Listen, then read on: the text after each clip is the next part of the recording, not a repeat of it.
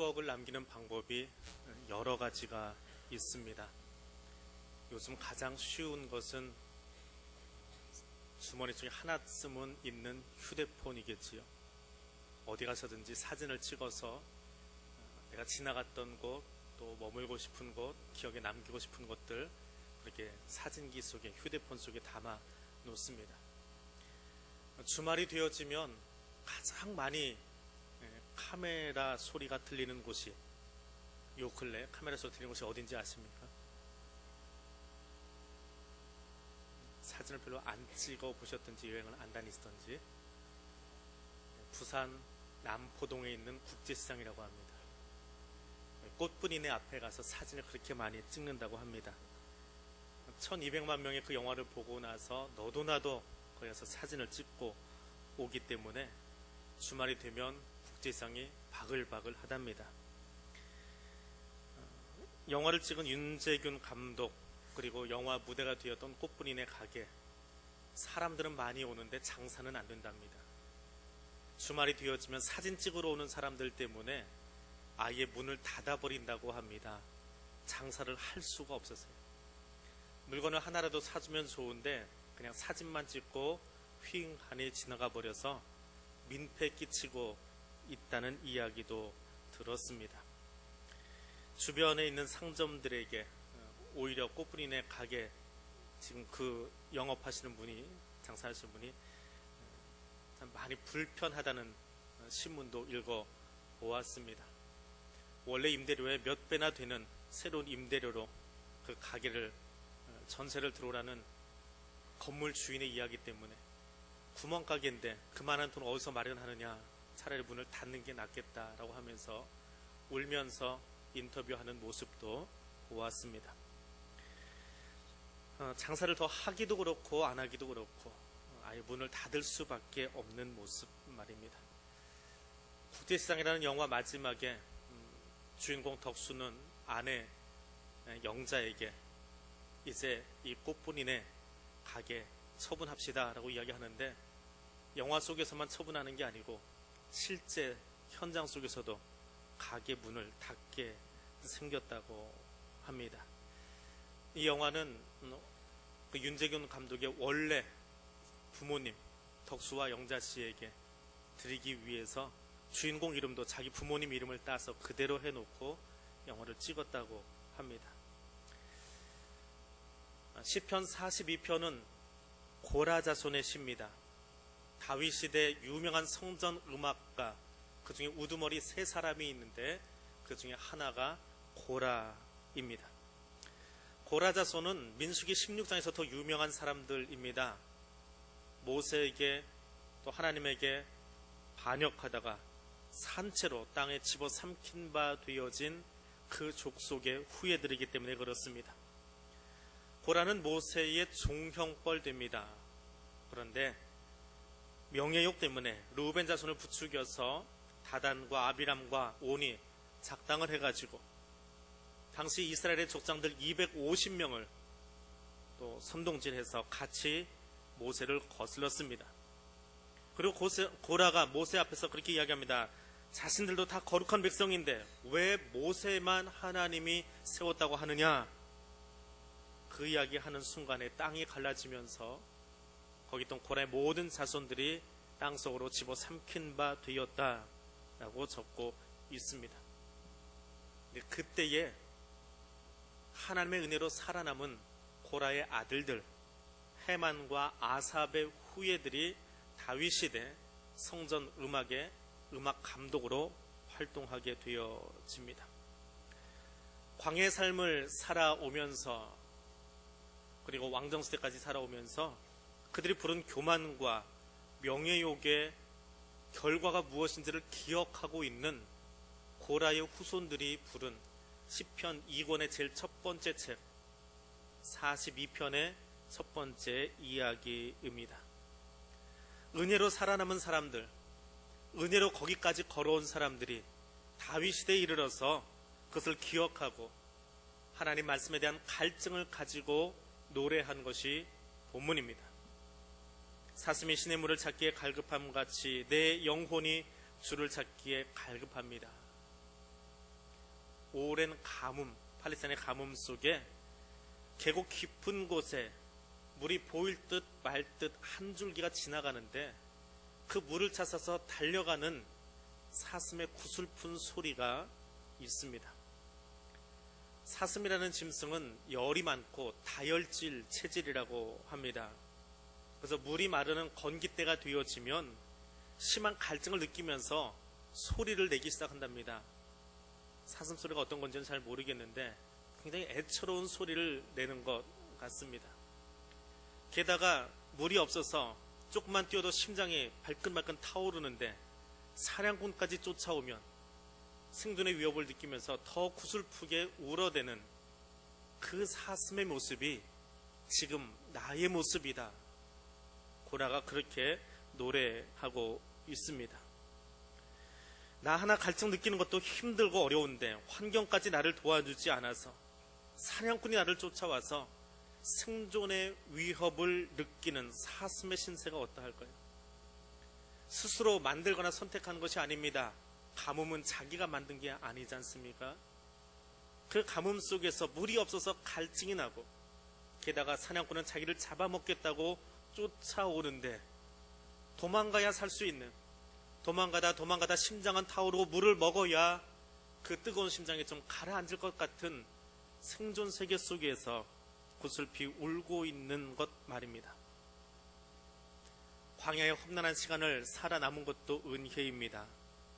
앞으로 살아갈 땅, 그 땅을 바라보는 것도 은혜일 수 있습니다. 그것이 고라의 노래입니다. 2015년 여기까지 인도하신 것도 분명 하나님의 은혜입니다. 이날 이후에 살아갈 우리의 시간들을 바라보면서 하나님을 바라보고 갈증을 느끼는 것, 그것도 또 다른 은혜임에 분명합니다. 국제시장이라는 영화 속에 이 덕수 씨가 청년기에 대학에 합격한 남동생 학비 벌려고 서독에 광부로 갑니다. 중년에는 자기 여동생 결혼자금 마련하겠다고 월남으로 다녀옵니다. 월남에 갔다가 총상을 입어서 다리를 절룩거리고 돌아와서 살아가고 있습니다. 흥남부두에서 6.25 때에 흥남 철수작전 때에 자기 동생을 업고 오다가 그만 동생을 놓쳐버린 그 죄책감을 평생 끌어안고 중년에는 가족을 위해서 그 다친 다리를 끌어가며 살아가고 있습니다. 그 세대가 지금 70, 그 시간을 넘어 80 정도 되어지는 제 아버지 세대입니다. 대한민국의 이 세대가 440만 명 정도 된다고 합니다. 그리고 그 70대 세대를 이해하지 못하고 고리타분하다고 이야기하는 20대가 660만 정도 된다고 합니다. 그 사이에 끼어있는, 그들을 아버지로 두고 있는 윤재근 감독이 1969년생이더라고요. 그 40대 그리고 50에 들어가는 그 사람들, 그들을 다 합해보니까 1700만 정도 되어진다고 합니다. 1700만의 눈으로 앞에 있는 400만을 바라보고 뒤에 따라오고 있는 자기들의 자녀들 660만에게 지나간 세대의 이야기를 전달해주고 있는 것이 국제시장이라고 하는 영화입니다. 단지 70대가 산업화 세대이고 파독 광부 혹은 월남전을 경험했던 세대다라고 하는 것을 가르쳐주기 위한 것은 아닙니다. 그들이 그렇게 힘겹게 노력해서 이 나라를 만들었습니다라고 하는 것 가르쳐주려고 영화를 보고 나왔다면 그것도 잘못 본 것일 겁니다. 영화 초반부에 같이 가면 좋은데 가족의 얘기인데 죄송해요 하고는 아버지에게 아들, 딸 다 맡겨놓고 여행 떠나버리는 모습이 있습니다. 알고 보니까 그게 우리 세대, 제가 경험하는 40대 세대의 모습입니다. 고라의 후손들이 다윗 왕조 때 노래하고 있습니다. 과거에 그들의 조상들이 광야에서 저질렀던 그 죄악과 형벌을 기억합니다. 한편으로는 그 광야를 지나면서 꿋꿋하게 지켜왔던 말씀의 유산들을, 순종의 정신을 기억하고 있습니다.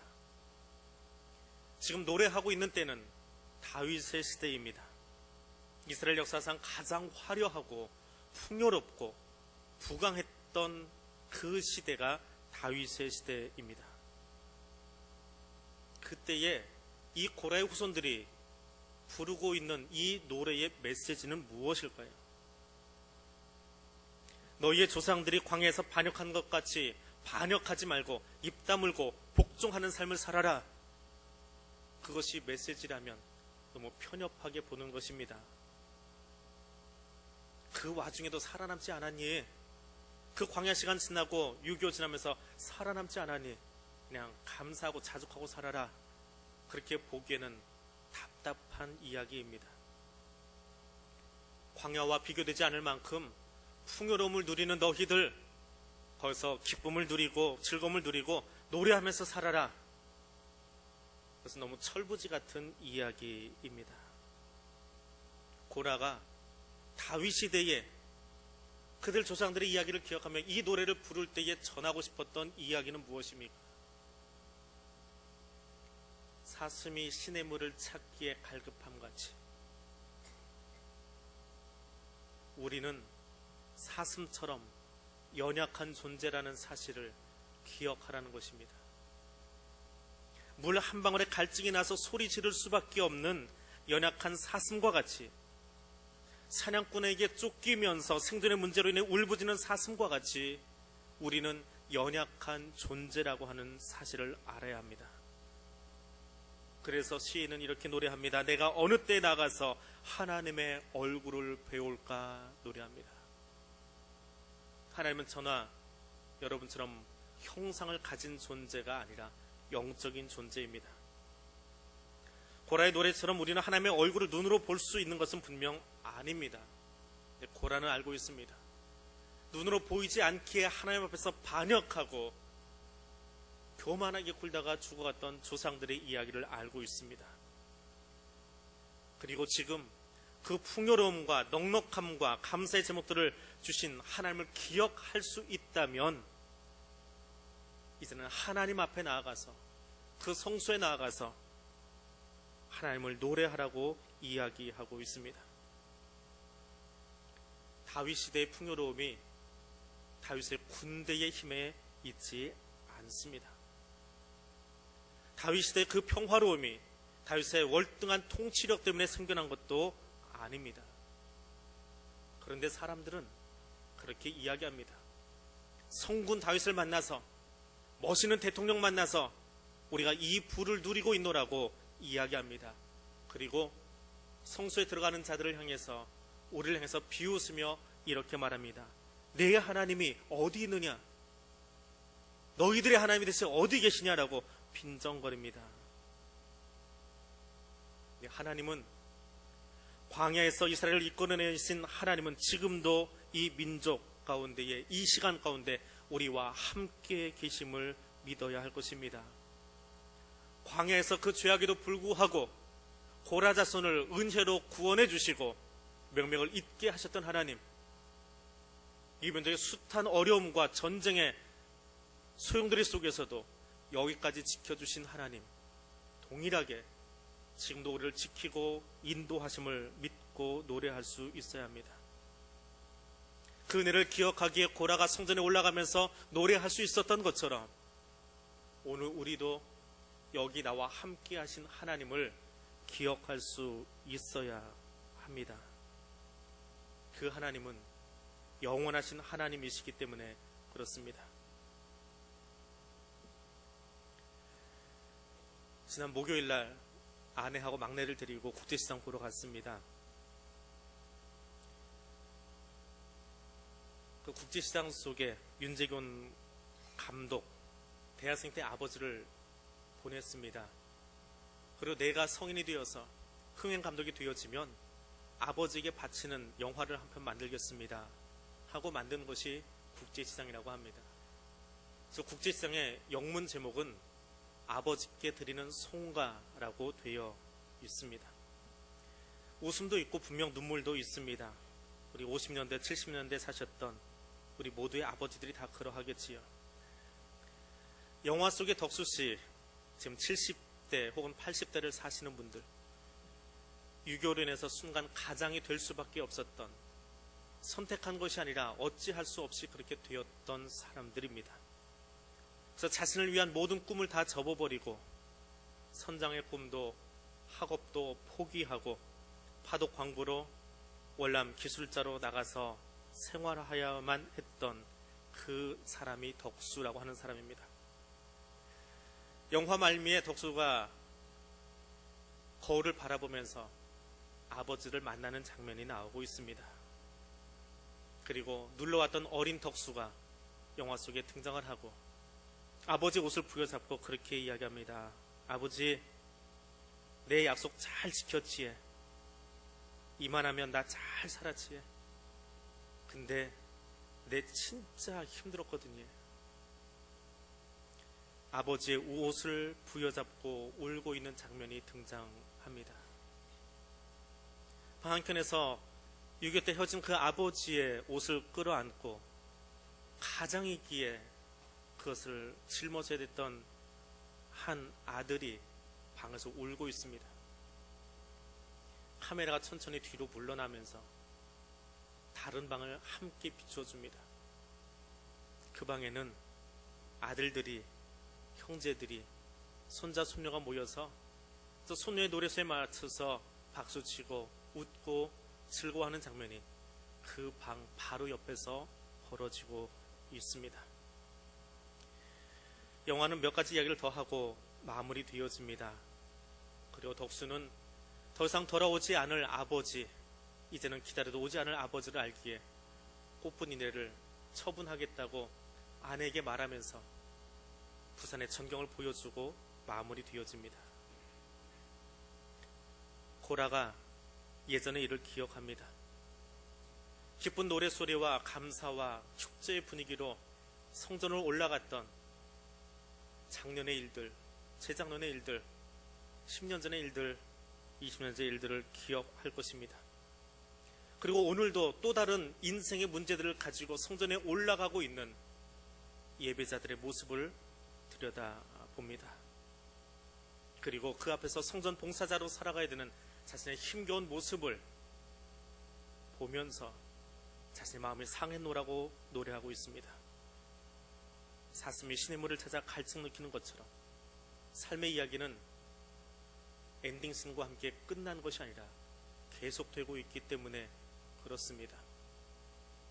사람들이 고라의 자손을 보면서 뭐라고 이야기했을까요? 저 망할 집안. 그래, 광야 지나오면서 지도자들에게 반역했다가 산채로 승매장당해버린 그 집안의 후예들 하면서 얼마나 손가락질 했을까요? 그 모멸감을 가지고 거기까지 지켜오기가 얼마나 고라 자손이 힘들었을까요? 나라의 풍요로움을 바라보면서 이것이 자신들의 국력이고 군사력이라고 웃고 떠들고 있는 그 사람들을 바라보면서 광야를 지나서 정복기를 지나서 왕정시대에 이르기까지 수고했던 수많은 선배들의 이야기, 조상들의 이야기, 그리고 그 뒤에서 쉬지 않고 일하시는 하나님의 이야기를 기억하는 고라의 마음은 어떤 마음일까요? 국제시장의 이야기는 끝난 이야기가 아닙니다. 지금도 우리의 삶을 누르는 고통이 있습니다. 고통이 느껴진다라고 하는 것은 내가 아직 살아있다라고 하는, 건강하다라고 하는 의미입니다. 고통은 경고입니다. 고통의 감각을 상실한 나병 환자들, 한센스병을 앓고 있는 사람들을 보십시오. 감각이 없어서 길을 걷다가 유리 조각을 밟고 발에 못이 찔렸음에도 감각이 없습니다. 나중에 보니 그것 때문에 발이 썩고 다리를 잘라야 되는 안타까운 이야기들이 있었습니다. 고통이 없다라고 하는 것은 죽은 것과 다름이 없습니다. 고통을 모르기 때문에 더 큰 불행을 겪을 수밖에 없습니다. 고통스러운 삶이라고 하는 것은 내 영혼의 회복을 요구하는 신호입니다. 뭔가 불편하고 고통스러운 시간을 통해서 우리는 우리 자신을 돌아보게 되어집니다. 사람들은 자기 손가락 밑에 찔린 가시 하나가 저 앞에 있는 사람의 지독한 통증보다 더 아프게 느껴집니다. 우리는 다른 사람, 다른 세대의 고통을 외면할 수 있습니다. 초연하게, 아, 그랬군요. 아버지 세대가 그러셨어요. 수고하셨습니다. 그런 줄 모르고 철부처럼 행동했습니다. 죄송해요. 하고 끝날 이야기가 아니더라는 것입니다. 우리는 우리 자신에게 주어진 삶의 무게만이 아니라 타인의 고통도 잘 사겨내기 시작할 때에 그때 우리는 좀 더 맛깔난 인생을 살아갈 수 있습니다. 고통에 수동적으로 참여하다 보면 그것은 한이 되어지고 병이 되고 맙니다. 그러나 그 고통을 잘 승화시키면 우리는 새로운 삶을 살아가게 되어집니다. 고라 자손의 노래 속에는 한탄만, 고통만 있지 않습니다. 고라는 낙심한 영혼을 향해서 이렇게 노래합니다. 내가 어찌하여 그렇게 낙심하며 괴로워하는가? 그리고 스스로 답을 내립니다. 우리를 도우실 구원자 하나님을 기다리라 이야기합니다.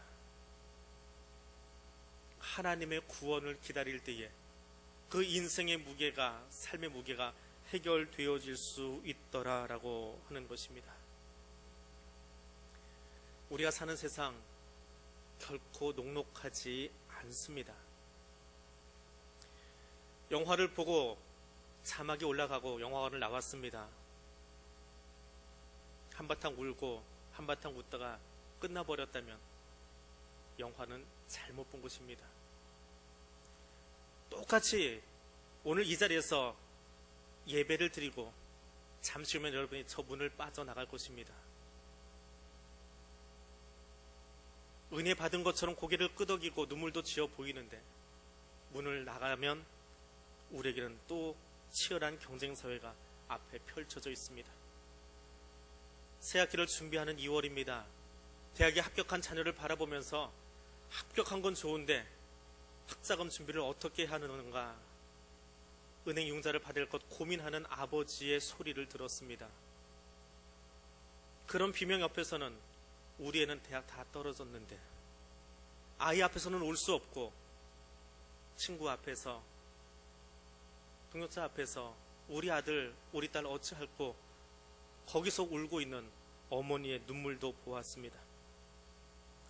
취업의 문턱 앞에서 이력서 들고 여기저기 쫓아다니지만 제대로 된 직장 구하지 못하고 일용직으로 아르바이트로 뛰어다니고 있는 청년들의 답답한 이야기도 들었습니다. 그런가 하면 열심히 일했는데, 열심히 수고하고 돈 벌려고 거기 들어갔는데 사주가 돈을 다 끌어안고 도망가 버려서 낙동강 오리알처럼 되어버린, 울면서 연예 대상에 나왔던 한 개그맨의 이야기도 보았습니다. 신년에 들어가니까, 연말이 되어지니까 목사님, 내년에는 명퇴해야 될 것 같습니다. 직장에 더 있어도 이제 바라볼 곳이 없어서 그만 다녀야 될 것 같습니다. 그런데 삶의 무게가 너무 무겁습니다.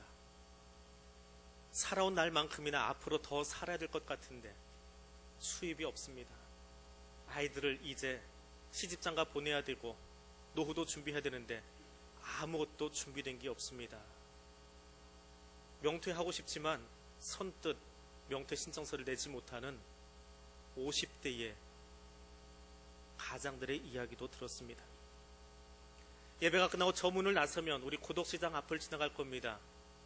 시장 경기가 좋으면 참 반가울 텐데 하루 종일 거기 햇빛 쬐고 앉아 계시는 교우들을 바라보면 뭐라도 하나 더 팔아드리고 싶은데 그렇게 쉽게 살아나지 않는 경기를 바라보면서 답답함을 느낍니다. 여기 하나님이 어디 계시냐고 묻는 고라의 노래소리가 들립니다. 하나님 어디 계십니까? 하나님 살아 계십니까? 통치하고 계십니까? 근데 그 노래는 낭만과 불안의 노래가 아닙니다. 고라는 이 노래를 통해서 우리를 하여금 절망하게 하고 낭만케 하고 불안하게 하는 모든 악을 제거하는 것이 나의 신앙이라고 노래하고 있습니다. 그리고 오직 하나님을 신뢰하고 그분을 만나기 원하여 오늘도 성전을 향해서 올라가고 있다고 노래하고 있습니다. 그 어려움 가운데서도 하나님이 지난 시간을 지켜주신 것처럼 오늘도 이 민족을 지키실 것이고 오늘도 우리 가족을 지키실 것임을 알기에 확신하고 인내하면서 올라가 부르는 노래가 시편 42편의 노래입니다. 하나님은 그 얼굴을 구하는 백성들에게 값없이 은혜를 베풀어 주십니다. 2015년 하고도 한 달이 지났습니다. 새해를 계획하고 준비하고 새 단장하고 청소하고 맞았는데 벌써 한 달 다 보내고 오늘 2월 첫날입니다. 그 한 달 참 열심히 사셨습니다.